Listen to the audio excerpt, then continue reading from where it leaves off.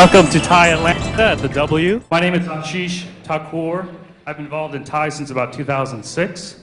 An interesting story real quick. My wife and I were in Colorado for some business, and I met up with the TiE Rockies chapter there. Met with their executive director and so forth, and found a contact at TiE Rockies for my company.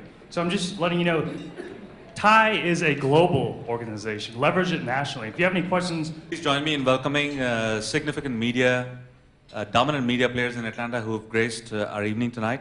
First and foremost, the lady who is singularly responsible to explain to me the First Amendment to the core. The founder of Creative Loafing, the president of Creative Loafing, the publisher of the story, Debbie Eason, please. Atlanta chapter has been in existence for a while, and we've been able to put together a very good group of volunteers. It is a voluntary organization. We have a fantastic team here, and you've seen some of them in action, and most of the others who are in the audience today and some who are not here, I think they're the ones who help us put together our events. And thanks again. I am a CIO, but I am not a user of this fancy technology. So at one point in time, I had an admin who would fast forward presentations for me. I don't have that anymore, so I have to learn how to use technology. With that, I am Salil Kulkarni, and I am the Chief Operating and Information Officer for VREMA. First, let me say thank you, CIOs, for taking the time out of your busy day, and thank you, Carl, for taking the time out of your hectic schedule for being here. We really do appreciate it. We're very proud of our organization, and it's folks like you who make it such. So, who are we? We're VREMA. We're an Atlanta-based company. We focus on helping the office of the CIO. So today's panel is, as you all know, CIO 2.0, Reinventing the CIO. And leading this panel is Carl Gilchrist of Spencer Stuart. He's the Chief Information Officer, Chief Technology Officer of Spencer Stuart. First of all, let me introduce them. Marianne Goebel, who's the CIO for Fiserv. She's here in Atlanta because the IT organization is now headquartered in Atlanta, using the wonderful check-free facility, which is absolutely beautiful on the river. Ray Greer, CIO of SEBA Vision. Jason Malfez, CIO of Recall, which is a part of Brambles, which is a huge Australian conglomerate. And Julie Davis, American Safety Corporation.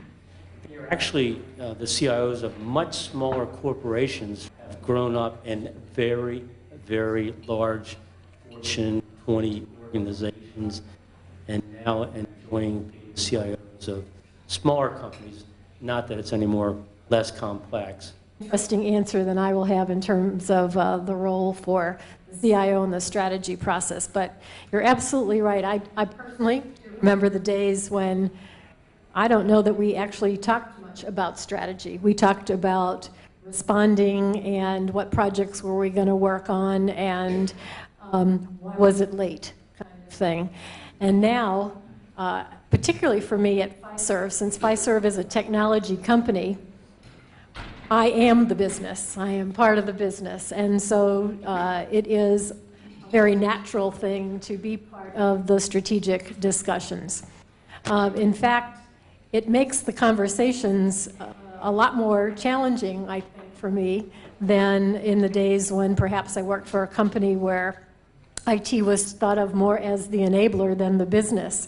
One of the first strategy sessions that I attended, in fact, one of my colleagues stood up and started explaining SOA architecture to the rest of the...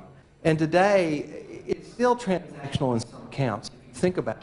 But in a company like Fiserv, I think it's much more, or a bank, take a bank, most of us don't even go to banks anymore. I mean, you can do so much electronically with it. And so I think from a strategic standpoint, the CIO's role is being dictated more and more from the type of company you're in, where if you think about it, the CIO is a senior partner at Google. You can't have a company, Google, without strong technology.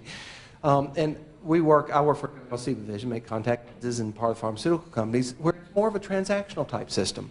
So the strategy part is, what are your key programs today? What's the next 2 to 3 years look like? The same viewpoint as Ray and Marianne, and I do think organizations usually drive strategically the value that IT can add. I would probably challenge that and say it's the individual, the leader, whether you're in IT or finance, HR, marketing, sales, what really adds the value to the strategic table.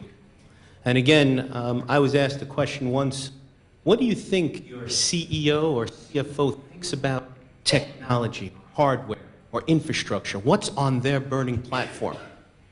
My answer was very simple. They don't care.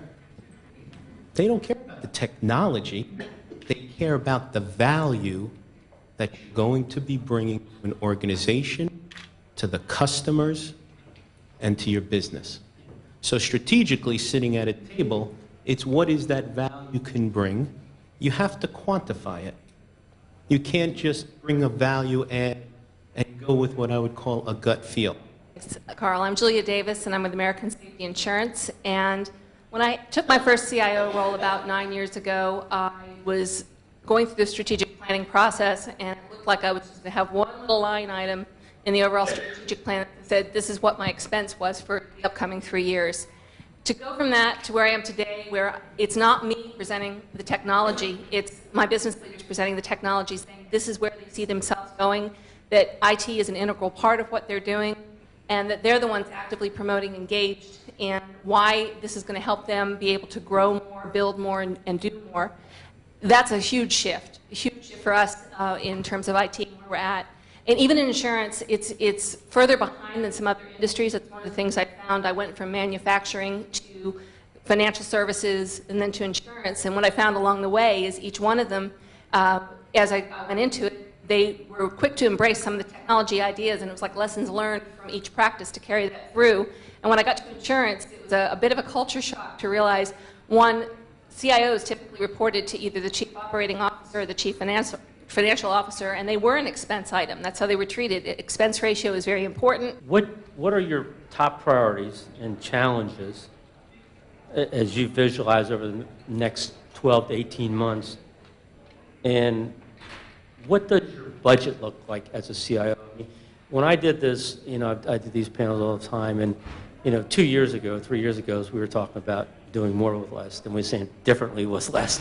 I mean, what's going on with your priorities and challenges? What's the budget look like? Sure.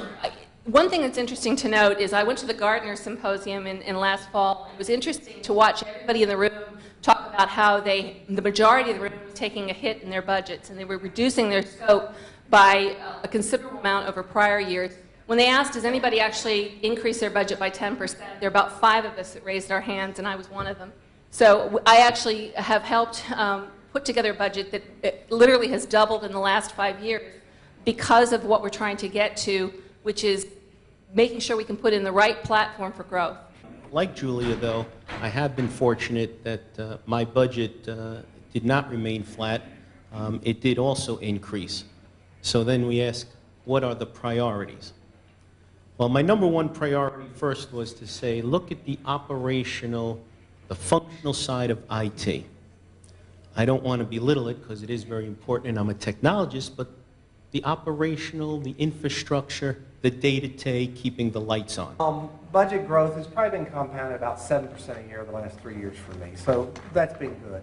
I'm going to agree with Jason 100% in the form that probably all of us, a large portion of our budget is support. It's like I tell my team and everything that if I'm not taking an order or shipping an order, there's something wrong. Because no matter what I do, I need to do that every day, 7 days a week, and it needs to be flawless. And to maintain it flat, though, I guess to talk a bit on that topic, I've only been with Fiserv, as I mentioned, a little less than a year. So after 3 months, I was deeply involved in the budget process, which makes it an interesting way to tackle your budget process. But our mission in keeping the budget flat was, I guess I'll say, along the lines of what these guys have said, and that is that the easy way out to me, and one of my mentors once said this to me, the easy way out of keeping your budget flat is reducing your projects.